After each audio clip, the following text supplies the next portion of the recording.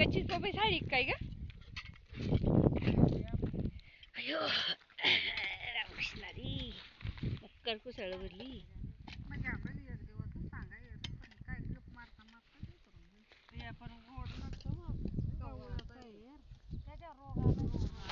कशा हो काय नाही तो शेंडा वाळून गेला. मकर कुसळ भरली.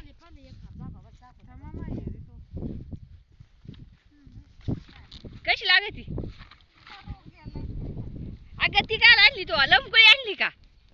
अय त्या तिथून गोल आण जा. गोल आण होय पाडी.